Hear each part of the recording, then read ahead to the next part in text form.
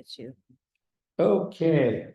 I was requested to make a little presentation on my end of the state, and then other people fed back that it would be interesting if we did some ethnobotany and get more people in here. So you're going to be stuck with both of these, and I'll try to run through this pretty quickly. We have one of the hot spots in California, which is known as a hot spot anyway. We have a 1% of the state real estate, and yet we have about 10% of the native species. Our county stretches from the Sacramento County almost, maybe 100 feet above sea level and on up towards 10,000 feet. Really nice. Here is a map of the Pine Hill Rare Plant Preserve. We have 8 species that are endangered, are threatened and rare, and several of them occur on Pine Hill itself. It's a notable prominence such that it was used by surveyors. And if you kind of get out on a place called Grant Line Road down towards Sacramento, and you look at Mount Diablo, and then if you go 180 degrees behind you, you're pointing at Pine Hill. And actually, it still has a few pines left on it. It's look in the center of the diagram. There's a green oblong area. That was 300 acres, and it was in 1977, a state fire lookout was declared surplus property, and it was going to be disposed of. And CNPS said, hey, there's Vermontodendron decumbens up here and several other rare plants. How about if we make a plant preserve? And over the years, it's grown to 500 acres for that unit. And then we've added, not easily, it's like pulling teeth, going to board of supervisors meetings, and who cares about those weeds? But we have some of the area is found on gabbro soils. These are old oceanic rocks that were subducted into the North American plate and then brought up through erosional processes. So we have woodland and then also chaparral. The purple with the arrow indicates some of these gabbro soils. Again, high in iron, magnesium, chromium sometimes, but low in calcium. And sometimes embedded in with these granodioritic red rocks are serpentine outcrops too, which are very familiar. Here you can see some of the, about 2 weeks ago, I snapped this picture, a little bit of freeway, Highway 50 in the background. But we have Sonoma sage all and chamise. And yeah, chamise there and yerba santa. But nearby is a very rare endemic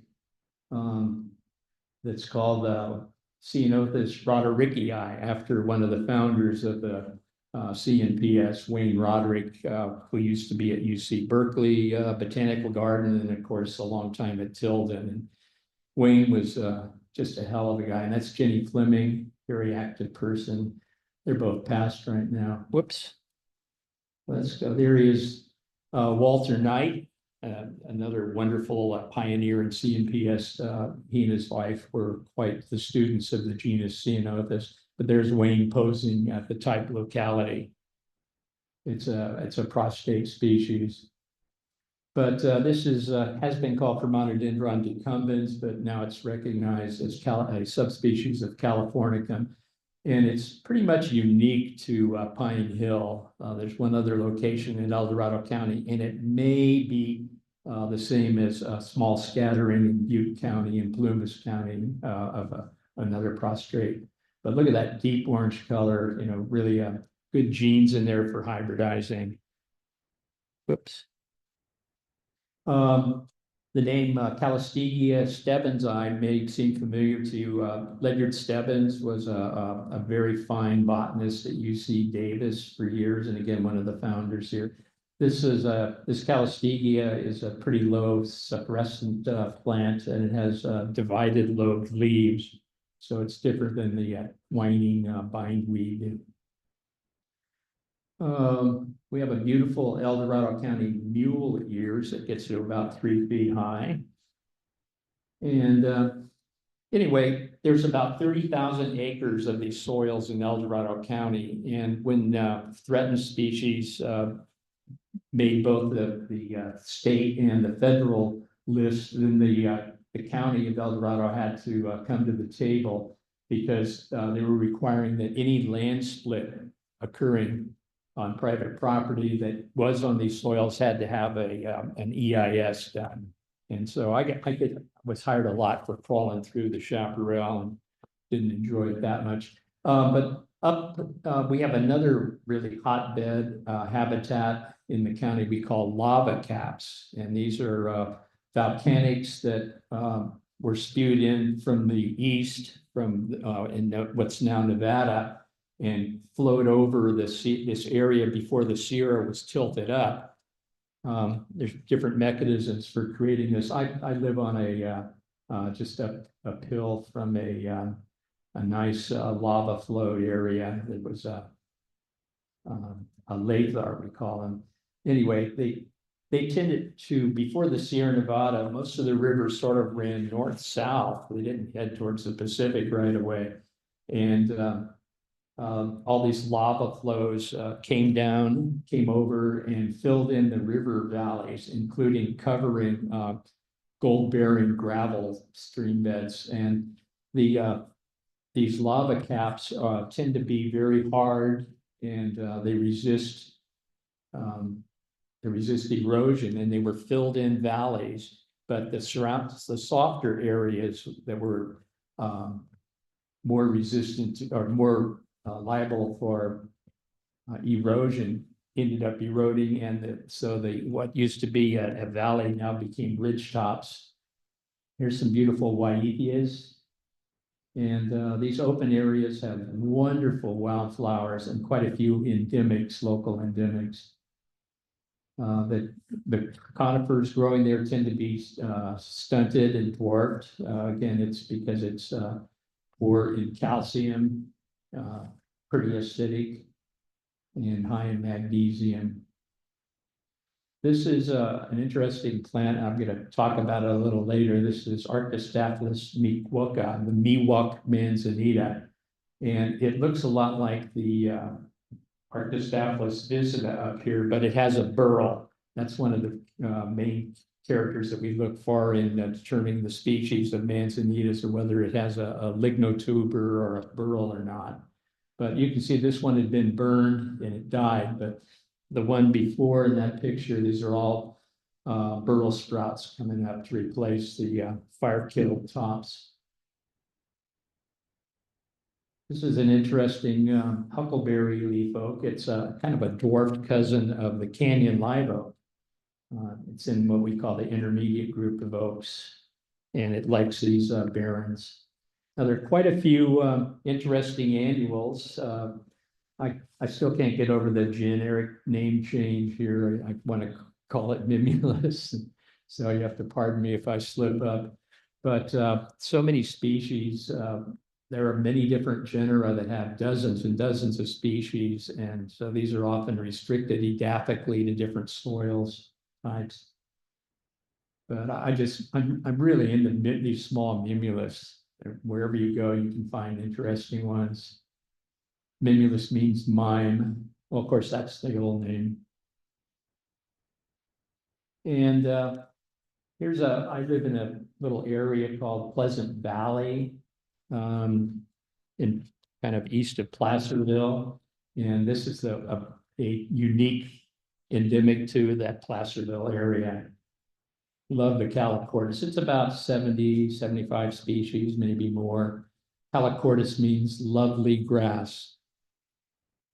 And of course, Lewisias. This is one that's unique to the lava cap soils also.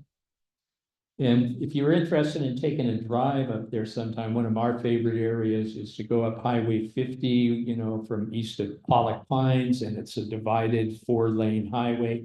And just when the canyon narrows to 2-lane highway, there's a left turn, and you can head up. PG&E and SMUD have some reservoirs up there, but we call it Pea Vine Ridge. And I haven't seen the peas there, but lots and lots of wildflowers.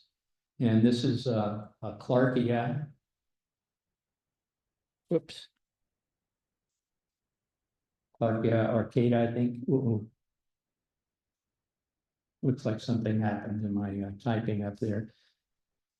Anyway, beautiful plants. Clarkias, no, again, many species and not too difficult to plant and have enjoy the color as their annuals. Another Calicortis. Now, pussy ears, this isn't rare and endangered or anything like that, but it's one of the mid elevation and up to higher elevation natives that are a lot of fun.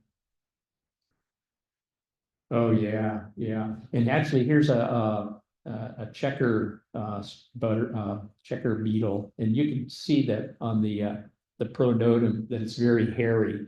Any beetle that's hairy is going to be generally a good pollinator. They got lots of room for a pollen load, but good for butterflies too. And underneath that manzanita is one of my favorite lupins. It's called the Harlequin lupin. Also takes to cultivation fairly well. It will reseed in the garden sometimes, but I really like yellow and pink or purple together. I try to plant in my garden forsythia and redbud together because they bloom at the same time and they have this gorgeous color combo. And the last little group I wanted to mention for being, a rare, a good habitat for plants that can tolerate the almost toxic rough conditions is serpentine. That's the state mineral, I believe, serpentine. And this was an interesting site. It's on the American River, and it was the site of the Auburn Dam. Friends of the River, another good grassroots conservation group, was formed to help fight this. And we finally got rid of our crappy congressman up there. His saying was, build it, damn it.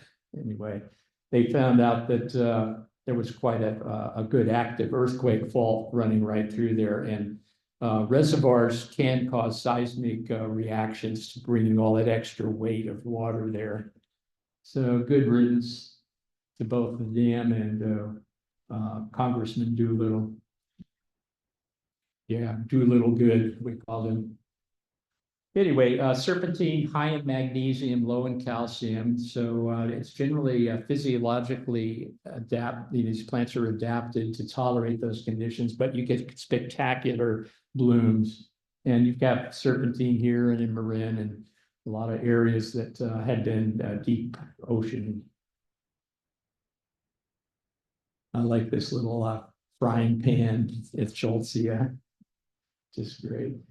And one of my favorite alpine plants is the bitterroot. It's a native of the Rocky Mountains in the West and has a succulent, probably not too tasty root.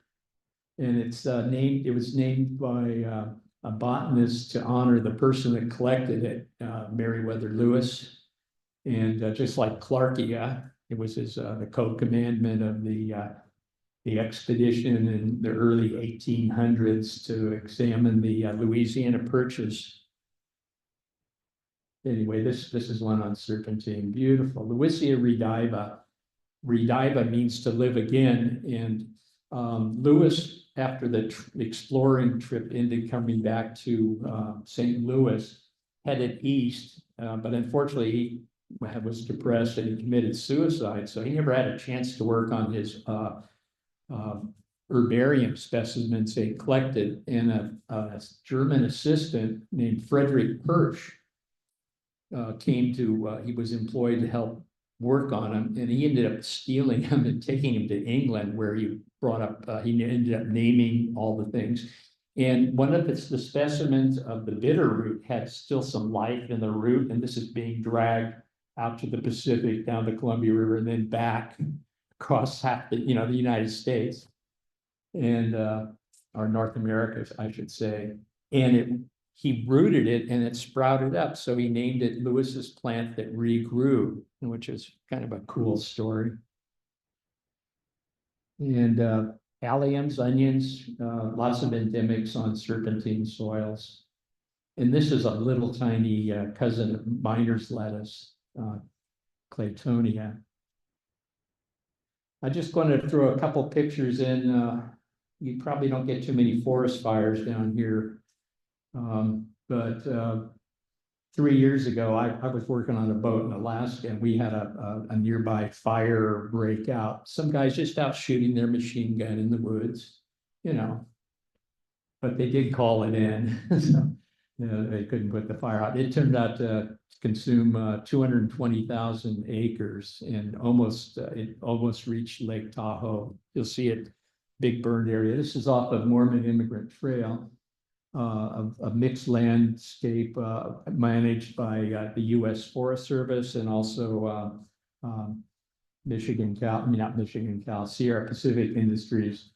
And we were on a little field trip up there. It's not too far from where I live, but we wanted to go see the world's tallest white fir. This was just this past autumn. And this Jim Davies guy on the left had been up to it. And there's this wonderful big tree hunter who's mentioned in the Big Tree book about the world's tallest conifers and some of the research that's going on. Anyway, he discovered this tall tree a week before the fire. And so he couldn't wait to get back and see if it still survived. And it turned out it did. Here that we had started making a descent through a landing of skeletal trees. And it was, you can see it's a couple of years after the bloom, a lot of plants like black oaks and dogwoods that are root crown sprouters were coming up. And anyway, that's one of their pictures from Mike Taylor on the left. It's 260 feet, 66 feet high. They have some satellite high in technological ability to scan forests and look for tall trees. Anyway, it turned out it was scorched a little bit, but it's surviving. And he ended up calling it fire top, I think, because in the late sunset hours, it was catching the rays of the sun.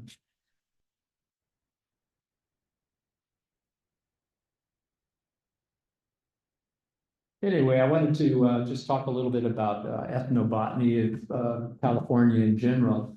Best estimates that anthropologists have come up with a lot of good historical record changing is that California pre-Columbia or pre-Western contact probably had somewhere between 225,000 to 250,000 people.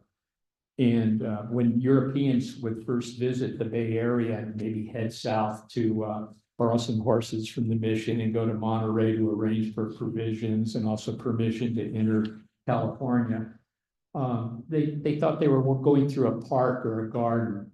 And it turns out that people had used fire as a management tool for, I don't know, 5,000 to 10,000 years or even more. And they didn't need to practice agriculture because they cultivated the land in a not so visible fashion. They managed it for their own benefit, especially using fire as a tool to encourage annuals to reseed and to kill acorns loaded with weevils on the ground. The first acorns to fall are usually have these beetles inside of them.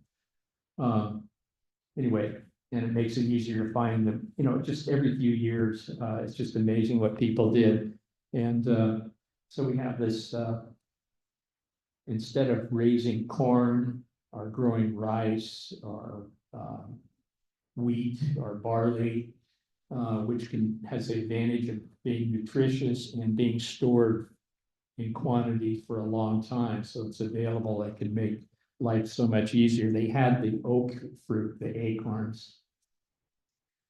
And California is famous for all the numbers of different species and hybrids. Up where we live, we have the valley oak, lower elevations up to about 3,000 feet on a south-facing exposure. But in the foothill woodland, blue oaks, and again, valley oak down in the beautiful riparian jungles. The blue oak is one of the slower growing, very dense, very dense wood, and this is a pretty good sized one next to that gal. It's an endemic, only found in California, collected by David Douglas when he spent almost a year in California. And where I live, the black oak, named for Kellogg, one of the founders of the California Academy of Sciences. And it was collected and made known to the white world by Hartwig, a really good collector. I think he got it up near Sonoma. And that does give good fall color. By the way, if you need to take a drive, you would need some color in your life, turn off the TV and head up to the hills. Right now, the big leaf maples, the mountain dogwoods are just really beautiful. And that's one of the oaks in my owners association. And that 1 year I pruned about 50 big black oaks like this. And I'll just mention the last one. This is Lithocarpus, means stone fruit. It's an oak relative, but instead of having pendulent nail catkins or pollen flowers, they're erect. They are brightly colored white, and they're fragrant, and they are insect pollinated, which not a lot of insect pollination in this group, but it makes a really nice acorn. And the cup is kind of spiny looking, so it's partly like chestnuts. Or chinkapins, and where it grows, mostly on the coast, it was really highly favored for consumption by the native people because it had a pretty high fat content. Anyway, it's really unfortunate. I did a river raft float trip 3 years ago down the Trinity River and onto the Klamath and out to the ocean. I hadn't been on that part of the water before. And sudden oak death has just been catastrophic for this species. You just didn't see a live tree, and they are magnificent. They were magnificent trees. I think I want to look at these, some of these live specimens, if that's okay. You want to help me with this, Mike? Question so far?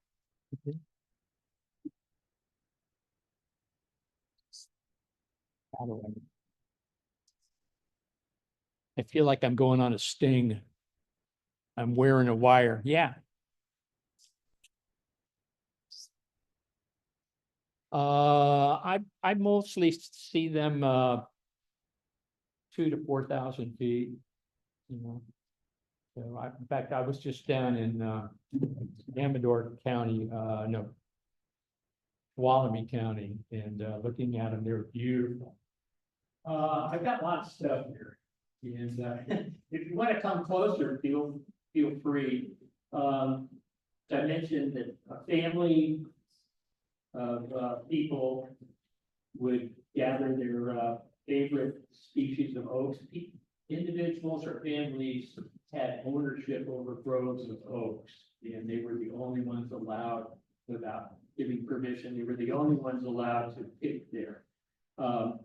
There was quite a bit of ceremonies done after scouts were sent out. Where are the best oaks? Which ones are fruity? The black oaks, which include the interior live oak and the coast live oak, takes 2 years for the acorns to grow. Okay, and so typically you'll see a year of abundance followed by a less abundant year. The white oaks, including valley and the blue oak, are annual, so it takes just 1 year for the acorn to grow. And so the long pointed valley oaks here, you can see it's setting out its radicle. They're starting to germinate after the first rains.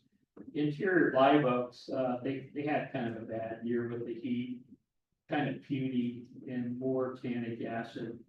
And then I've got a black walnut bowl for my black oak acorns. These are nice fat things. Now, the people would gather these things, knocking, if they weren't quite ready to drop, they had long sticks, knock them off the canopy, and then come down and gather these up. And again, a family would maybe get half a ton, would last them through the year. This is Talagii. This is Lobata, Wislesinii. And anyway, people ate acorns in Europe. They ate acorns in the eastern United States, but it's only on the western, southwestern states, enough maybe as far north as the Umpqua River with the Oregon white oak. But the acorns can have tannic acid in them. And we have the tan bark that had a lot of tannic acid in its dark bark that people use for curing leather. But the tannin is water soluble. So the first way that people probably treated these was to bury the acorns in wet soil or immerse them, keep them underwater in flowing streams. And then eventually they could just be mashed up and eaten or roasted or eaten whole. But somehow or another, some bright person discovered that they could grind the acorns into a meal after they're dried and be pulverized. And then they would make, up in Northern California, in the north part of the state, people made a wide, shallow moat in sand, put down a layer of grape leaves or large, something like big maple, and then put the acorn meal down and poured water over it. But they just didn't want to slosh it out of the basket and spill it, mix up the sand. And so they would use, around where I live, they would use incense cedar leaves, put those down, pour the water over it. And then eventually that could be made into mush. We had cooking baskets. This is a cooking basket from up near Glasson. Just beautiful materials. Sometime I could maybe do a program just on basket, get into the basket species. This is Xerophyllum, white beargrass. We have a adiantum fern that gives a bright black or shiny black pattern. But how beautiful a functional thing. They just the richness of the oak mass gives and allow people time to develop their culture and finesse their arts. I mean, it's just beautiful. This is something that somebody spent maybe a year or more collecting the materials and then weaving it. So this is the twine basket and all the hazelnut sticks that came up and then removed. I kind of took this black on it. It's Upa, Northwest Planet River area, but you can see how the little tines warp elements here are kind of waiting. They can take two or more winding materials around, go around and around clockwise. Beautiful work. Yeah. Good. Good. Perfect. Good. Oh, well, you have to soak things, and the question is how do they weave with it? All the materials have to be dried so they shrink completely. In some cases, I would wait to at least 2 years for my red bud to dry. And the same with the sedge root, so that it shrinks. But when you soak it again, make it pliable. But use it green, it's going to dry and shrink and end up with a leaky basket. The material for weaving, if you want long runs, you want branches that are going to be 1 year's growth and straight, and you get that by cutting them down or burning. So fire is necessary for good weaving.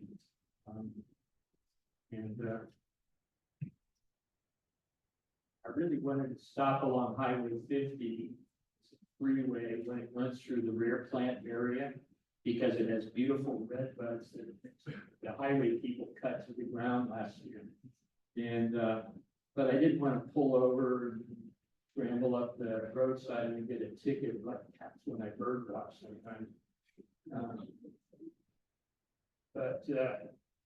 With red bud, after the leaves have fallen off and after it goes through a winter of cold temperatures, then the bark really adheres well to the stem. And to make the weaving material out of this, you kind of split it.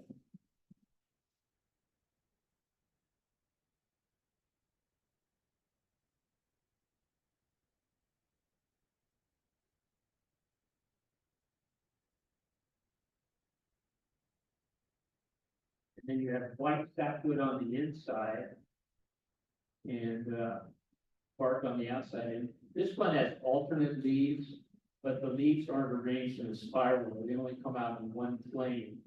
And so I split it so that the buds to the out are on the outside of the weak spot, because that would make a weak spot where the bark might break off and these become sewing splints. And of course, if they're whole, if they're entire, then there'd be you won't see white. But sometimes people like the white color of the red bud twigs, and they wanted to get rid of the outer bark, and so they would collect this earlier in the year and then pull off the bark, split it, and then they end up with nice white sewing material. And anyway, this is a red bud that burden basket, and it's got made a loop of California grapevine up here. This is how things were transported and also used for collecting. Sometimes many people collecting berries and seeds would often use what are called seed beaters. And this is a seed beater made entirely out of red bud. This is a mono. They can come up to the plants, knock the tarweed or other seeds into their grasses. And other people, this is a seed beater made by Paiute people that are Great Basin folks around Pyramid Way. That area, it's all made out of willow sticks and willow sapwood used for twining. Here's a lot of different kind of seed beater. I kind of made these things I saw on museum specimens. This one, sometimes they put a handle on it. They also, in fact, the whole life of a lot of these people revolved around basketry. Their whole life could be interpreted by baskets. A newly born infant would be just put on a flat basket, and then our grandmother would produce a beautiful basket carrier. The soap roots, soap plant? Flora. The long wavy leaves of soap plant were used to cushion the infant in the cradle board. Pretty cool. And often rabbit skins, blankets were sewn together. But anyway, I wanted to pass these around. There's the soap plant is really cool, and they were used in acorn processing when they were grinding using a mortar and pestle and grinding these acorns. Pieces went flying around. They sometimes had a bottomless basket hopper that could sit over the rock, the holes in the rock. That probably really loved the farmers with all that pounding every day to grind this stuff up. And anyway, they made a soap root brush out of the fibrous covering of the bulb.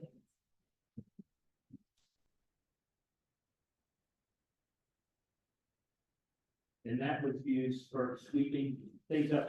As they wore down, then they used it for washing the baskets, sort of like a kitchen brush.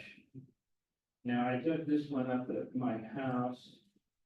Turns out that deer really like to eat silkroot. And so I had like patches of Florigallum isolated. The saplings don't bother the deer. Well, they eat the leaves. I don't know if the leaves are bitter too, but the saplings mostly it's inside here. If you the bulb is pretty cool. Well, of course, there's the fibers. It has to be clean and then wrapped with cord. And I think on mine here I used Indian hemp made in string, but the bulb is also then it has a almost plastic looking handle, and the glue or the resin for that purpose comes from the bulb itself. And cook the bulb and then squish it in there, and it sets up like epoxy. It's just one part epoxy. It's amazing, and that's not the only cool thing about making brush and plastic. The bulb that it has a sudsing ability, like a saponin that he mentioned, and it was used for shampooing, but of course you want to make sure you rinse it all out, or like you submit your hair to go. But it really works well. And I think when people the native folks in North America were generally very clean. They bathed daily in cold water.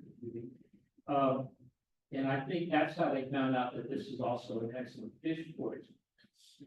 And when the water started getting low flow in these creeks and smaller streams, the villages would all gather together and they would have dug up using a fire hardened tip of ceanothus or mountain mahogany. They'd make these digging sticks. They dig up the bulbs, and then they would go up along the creek, throw in the smashed up bulbs, and then people would take sticks and beat the water. And sometimes they would add buckeye seeds too, and buckeye pistil. But they both are fish poisons. And I tried this out in a high school biology class, and I sacrificed one of my guppies. I put some soap root in and the fish died. So I said, yeah, that works. But apparently it doesn't affect their edibility. Yeah. Anyway, kind of fun stuff. There's quite a few different plants in the western states that were used as fish poisons. The it used to be called echino. That's mara. That's about the wild cucumber. The root is called man root, and I dug up one summer. Maybe it was an arborist. I don't remember.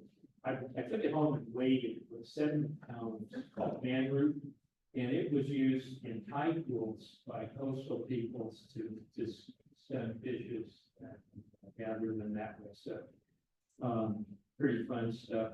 Ooh. I'll pass this around fun. This is Indian hemp string, and there's a lot of roadkill deer here. So there's rattles. We use that one, mostly in healing ceremonies. Question about the acorns. Yeah, acorns. Was there an internet, like when a mass year happens, would everyone know? Like, would you have to spread it around? The question is, how do they broadcast the news? Most of the, we had 7 different language stops in California alone, And that's me when I think about that all throughout the state, and maybe in that language stuff, they might have, a dozen different dialects. And the people, the state was densely populated, even though it was only 250,000 people. It was enough that the land supported that number of people. So, they just didn't travel great distances. People might live within 10 or 15 square miles. Most of them, like they make seasonal moves, with altitude, and they'll go with the seasons, get away from the heat, mosquitoes, and then come back down for the winter where you get waterfowl and fish. Good time to tell stories and do reading and stuff. So I'm sure that they sent scouts out. It really, people had to know their environment so well. They would travel for trading. This is one of my favorite books right here, Handbook of Yokis Indians. And I just want to take a moment and read, because I did mention Arctostaphylos miwuka, the Miwok manzanita. Had anybody heard of Dr. C. Hart Merriam? Yeah, an amazing man. He was, by the time the Civil War started, he was 7 years old. And when he died just after Pearl Harbor, you know, he lived between two huge wars and made such a history in the world. He wrote his first scientific paper at 18, and he did a huge amount of research on ornithologists, and as a gamologist, there's a chipmunk named after him. Anyway, he spent a lot of time working with, especially the latter part of his life in the 70s and 80s, doing ethnology. But he had been hired from the Smithsonian to organize scientists to go on the Merriman or the Harriman expedition. I think he was a railroad magnate, and hired, he got John Muir and John Burroughs and Edward Curtis, all these people to go on a trip across the country on race, and they had a ship waiting, and they went up to Glacier Bay and did all kinds of great explorations. Although they did rip off a lot of totem poles in the Northwest.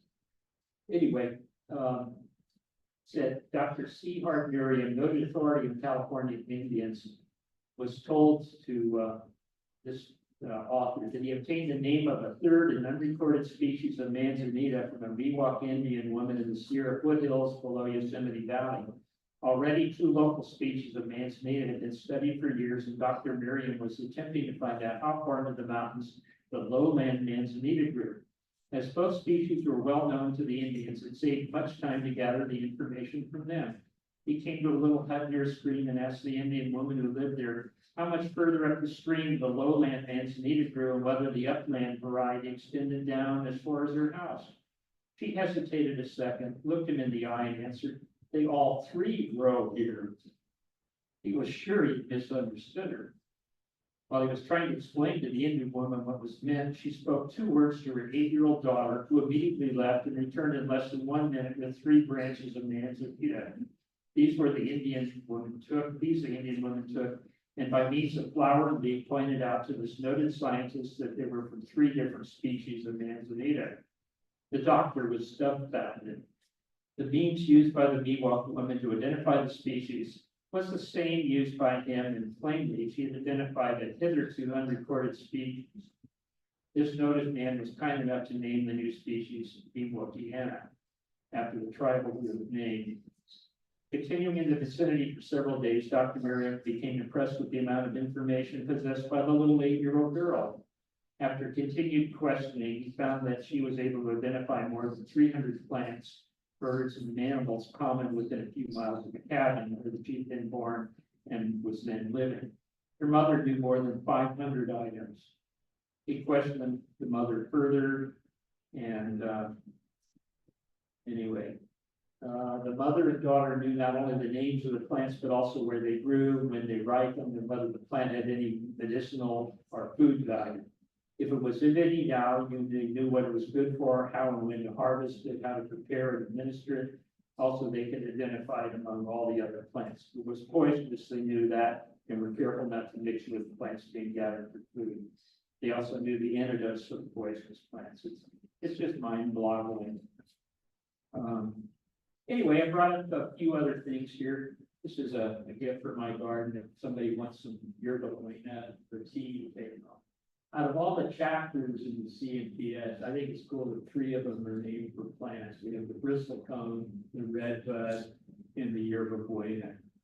So, and it's makes a tea. It's also supposed to be a little bit of a love potion and also help you get to sleep. Not sure how that works, but anyway, a wonderful plant. I really enjoy this in my garden, because I was amazed that it survives. I've got a few coastal plants like Angelica, Hendersonii, and, you know, sometimes I get 2 feet of snow. But this is a real nice. Now there's another yerba plant, Yerba Santa, called Indian tobacco sometimes, Eremophagus, beautiful shrub. I like chewing on it. It was used for many purposes and actually made it into the official pharmacology of the United States. And some the fuzzy Southern California species, I think it's Tomentosa, is found for sale in health food stores and like that. It's a plant that's really tough as can be up in chaparral. It grows, it resprouts after fires or after Caltrans and mowing down. And these are finally coming back. They're very gummy, sticky, and sometimes they get a mildew on them, but it's been used, people would drink it or breathe or smoke it for bronchial problems. Very well known for that. And a friend of mine, I read years ago that this was used externally as a wash for poison oak. And so I had a colleague at the Randall Museum where I worked, a teenager. This guy would always go to this country place and then have to take days off because his eyes were all weeping for poison oak. And so I said, give it a try, Tom. When he got a roots and he made tea out of it and also a decoction, and he swore by it. I'm really lucky because I beat poison oak out, and I was a tree climber for 30 years. I pulled it out of my clients' old trees, running through my ship. Never got it, but poison. And I asked my basket weaving teacher, I said, do you think really people would eat the leaves, little, and try to build up and acquire immunity to poison oak? And she goes, oh, we just say that. And I don't know, she had a very bright sense of humor, able to. Anyway, good stuff, but people hiking through hot and dry habitats would often just chew on a leaf, and it does act as an expectorant and helps you salivate. Wonderful shrub. Hummingbirds like it, and bumblebees. It's an underappreciated plant. And I'm sure most of you know the Motherlode area. This is our own little avocado tree. If you ever look at the fruit of these, the native people really value this for its medicinal and food values. And it goes by several names: California bay laurel, Oregon myrtle, and all those common names should be hyphenated too. And what got me, I used to guide river trips on the Road River, and up in southwestern Oregon, there's a really big cottage industry of using the wood, particularly from the burls of the bay tree. It's beautiful wood. Anyway, but they would sell it to tourists, such as myself, and they said it grows only in Oregon and the Holy Land. I go, well, I'm down in the area of California. It doesn't say Jerusalem. But the Christians don't buy it. Anyway, great stuff. They often talk about seeing aged native people that had arthritis standing in a burning, smudgy fire, enveloping themselves in smoke. And also fresh leaves placed in the home to get rid of fleas. And I think that I can understand that. It's pretty damn strong. And I learned the hard way.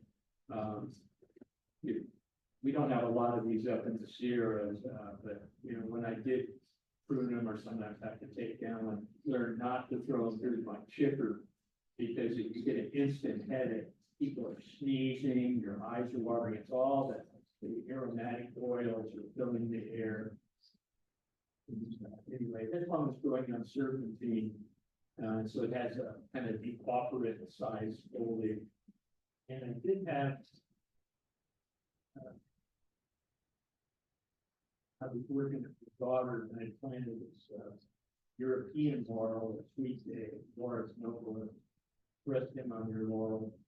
I planted it about 30 years ago, so I brought it down. You can compare the smell. How we doing on time? Okay, I wanted to mention Manzanitas. It's nice to have, get the taste. Manza is Spanish for apple. Manzanita is a diminutive. And there's so many beautiful manzanitas. And by the way, one of the uses of this plant besides firewood is the wood was used to handle sewing on. Anyway, the little apples are collected when it's dry. And I got a basket full of them here. They're just beautiful. And I had actually with this, I cleaned them and had a lot of fun winnowing. This is a winnowing tray, a small one, Paiute manufacturer. And,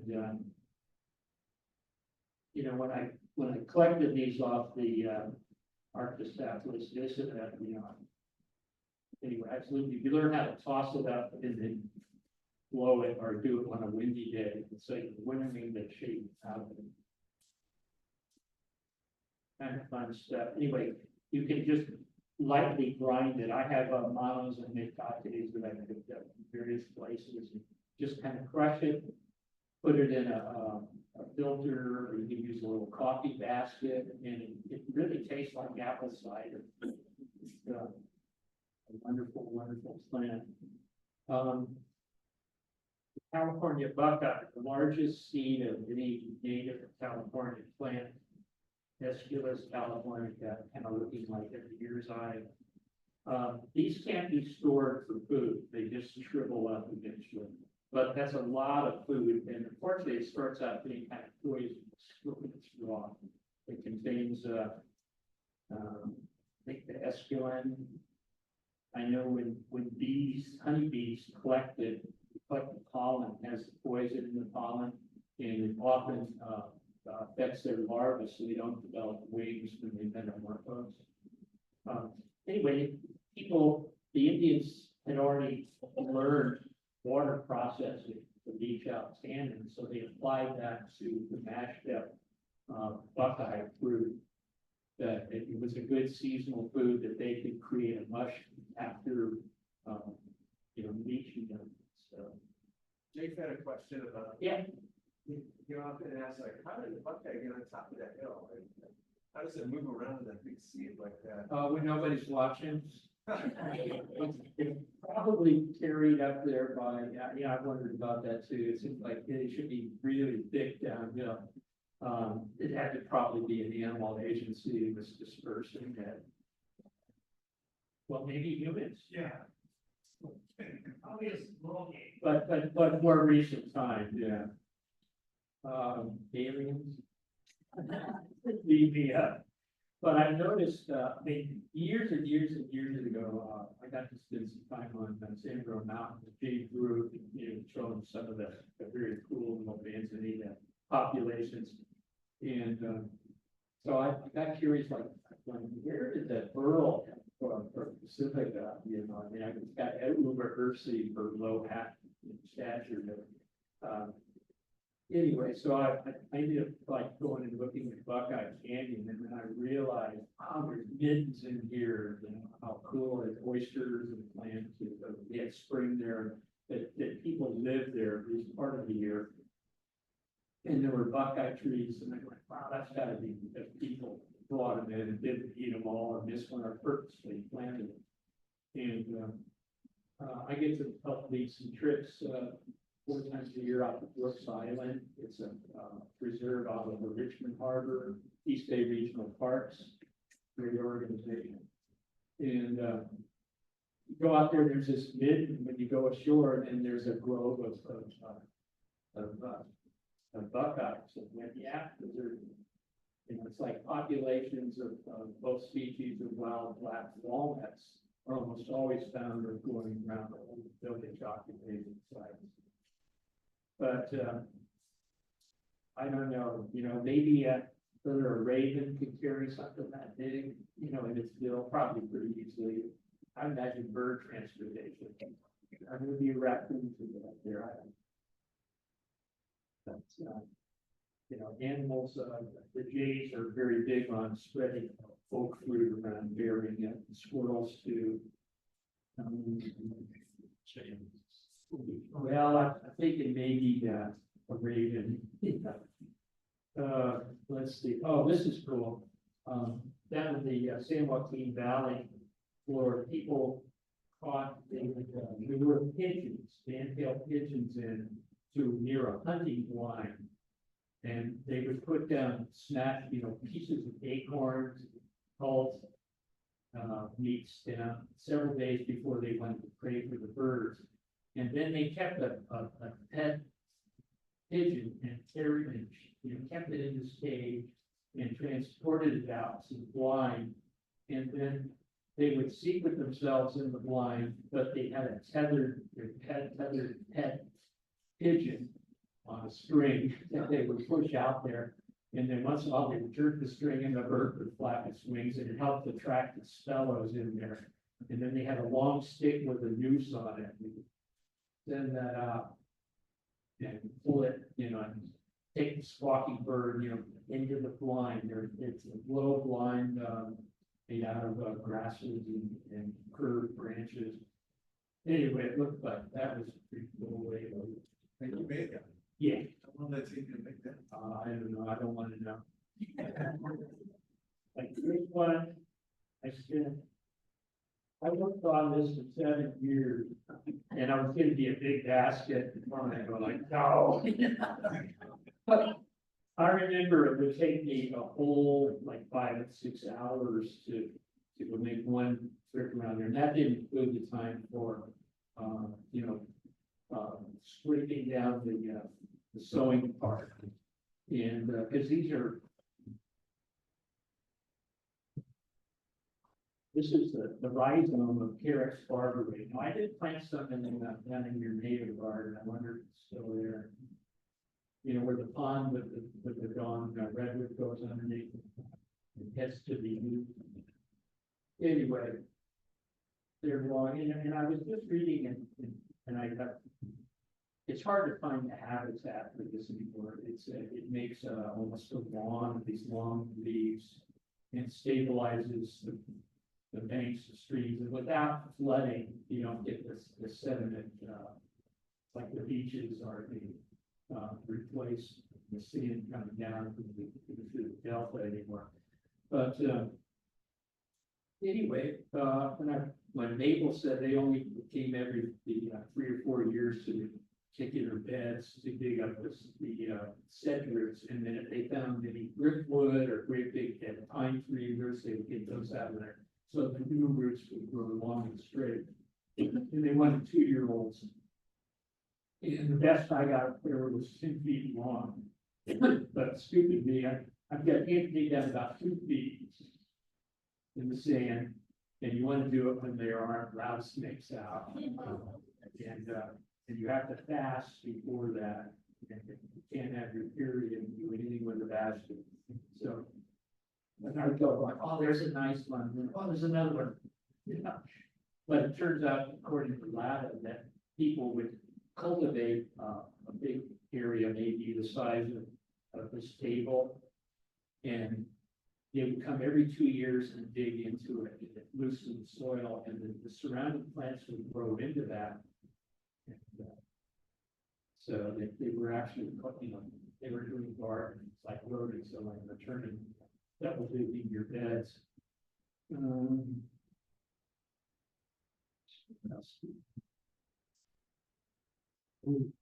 Some cool brushes. This one was made by Craig Bates, and it was a Maidu. These are people that live in the northern Sierras.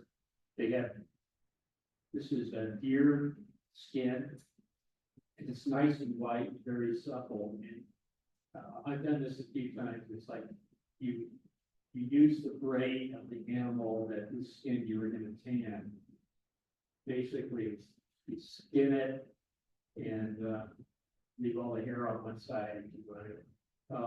And then stretch it out and then take cooked brain, whether it's a skunk or a deer or whatever. Nobody uses skunk fur, but anyway, work that brain into there and it changes the composition of the leather.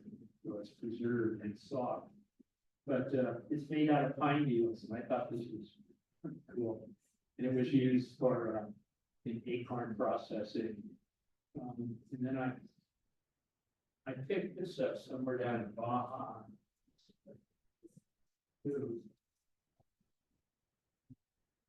I had another. Oh, here. Anyway, this is I remember the genus on this grass. This is a bunch grass from Baja, California. And it was made by Seri Indians, SCRI. I've got a lot of beautiful desert pine wood carvings. Amazing. But they would take the roots and use this as and then singe it in the fire and use for coating. Oops, sorry. Yeah, I love the man. Oh, elderberry. How many people have St. Beuch's school? When I first moved from Marin County up to El Dorado County into this little community, there were a lot of rednecks. Luckily, River Beach was pretty cool.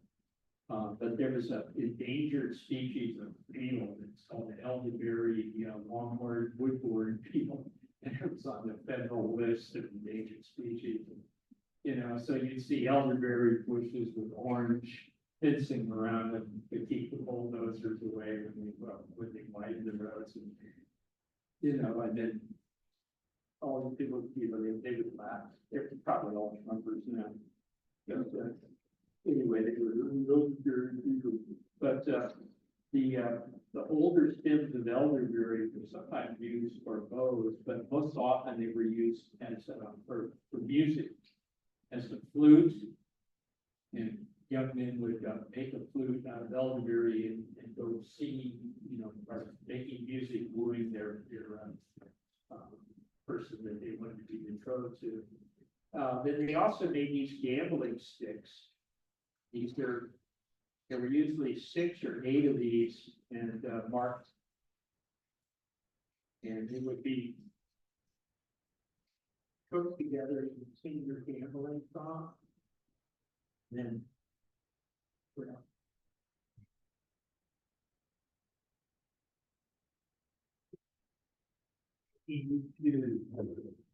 anyway, and they can land either flat side down or round side down. And if they're all the same or half up, half down, you win a point. And they had counting sticks. I think these are so if you've got all one way or the other, you got 2 sticks out of the pile, and you got another try. If you got half 50-50, you got 1 stick and you got another try. If you didn't get either of those that way, the other person got the stage. And it goes back and forth and back and forth. And it was a real social activity amidst the people. But it's amazing. There's an old Dover book on games of North American Indians. Just all over how people use these. And then the long ones were sometimes split and then tied back, get rid of the pith on the inside, and then put together as a percussion instrument, as a clapper, and that's used not only in chanting but also in healing. So Abel McKay was a healing doctor, and she worked with a singing doctor, to help cure people's ills. And this guy Greg Saris, who wrote this book about Abel, he would drive her around to different healings, and also she would give lectures and demonstrations on basket weaving. And he was feeling really unwell. He was sleeping on her couch, and so he asked her, well, you know, if she could help him.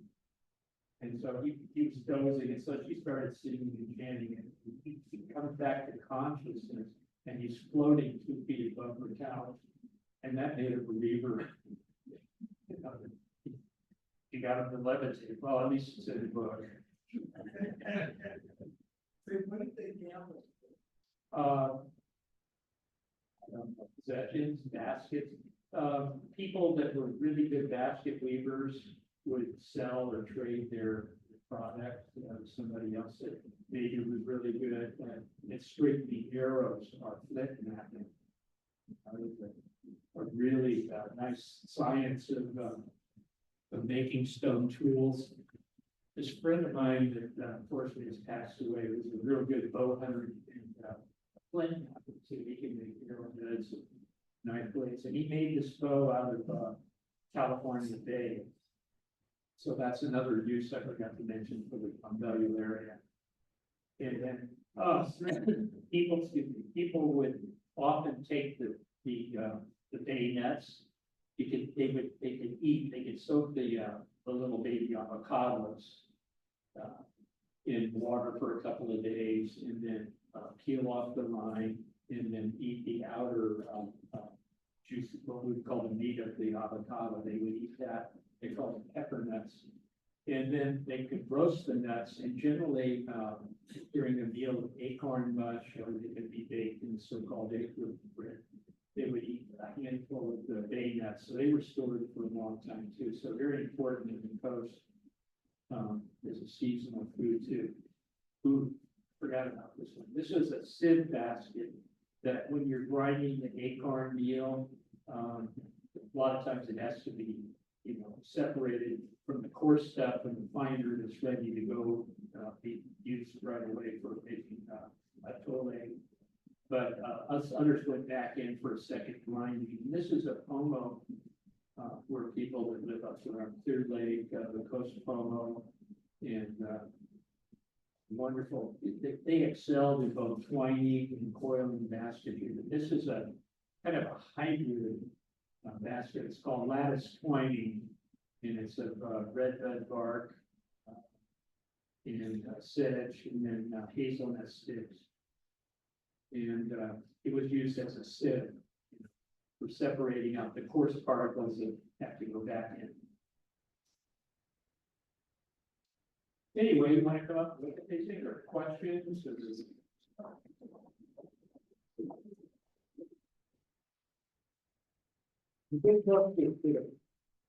Bring it up out of Sinew usually. That would be one of the best things, saving the long tendons off the legs of the deer and then twisting that together. People that get really good at cordage, roll them on there. They usually use two pieces. This was Indian hemp. I use milkweed, showy milkweed, which is a good garden species. Sclepia speciosa. This is all, this bag is made out of milkweed. Only the big top.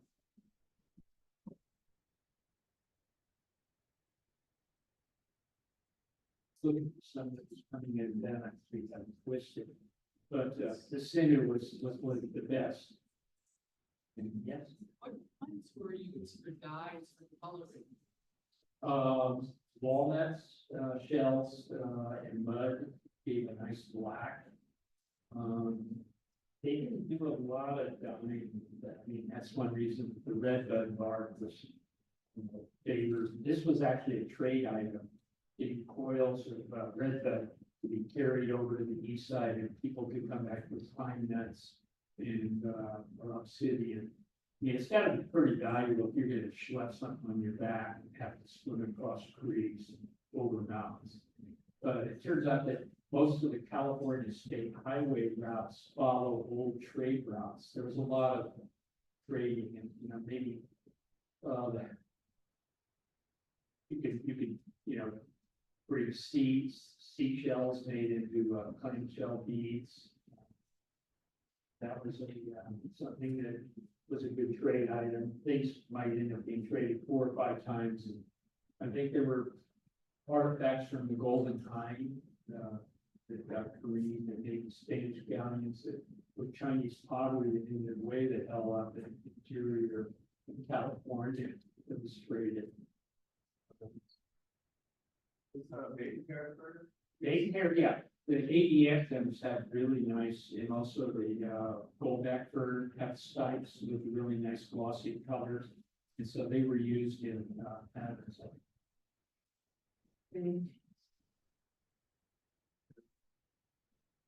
I had some really cool baskets. I got really. Anyway. Yeah, good stuff. So if you want, somebody wants, you can have it in your, acorns, I'll hang on with the rest of the stuff. Thanks so much, John.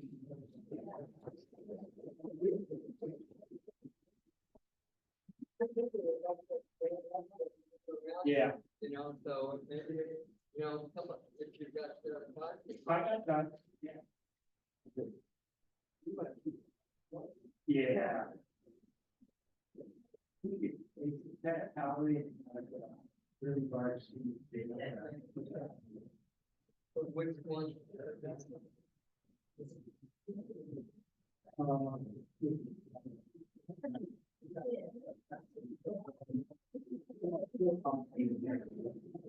It's kind of like the taking the place being I think they're really good. Yeah.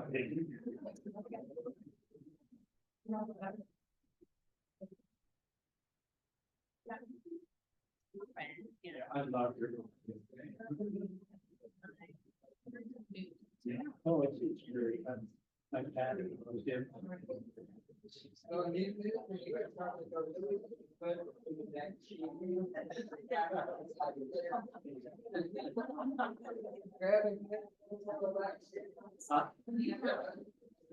No, I didn't, these were sometimes thrown into baskets and they used behind it. But they rolled those into containers. Especially, but, I figured it's a red jacket liquor. You spend a lot of time on the ground there with ants. I don't see. But I would say that a road to the top knots quail and you do my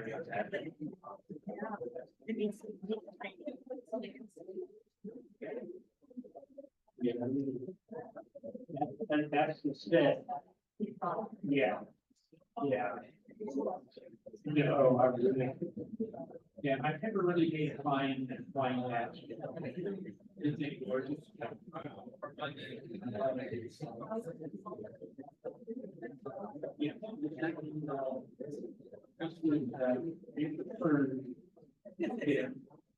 Yeah.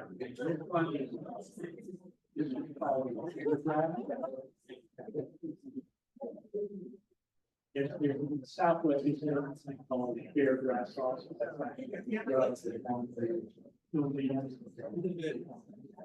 Yeah. Probably. Yeah. Well, what's interesting about this basket is that mostly when you see the structure, we use the patterns that show on the inside. And we have the twist is yeah, they had it's a lot to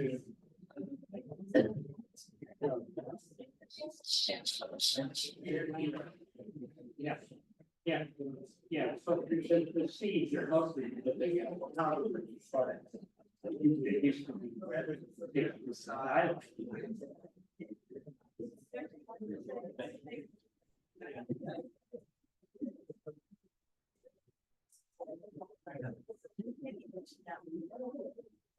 The guy saying they have juice and stirring And like that. because they put different rocks. Can't make this video.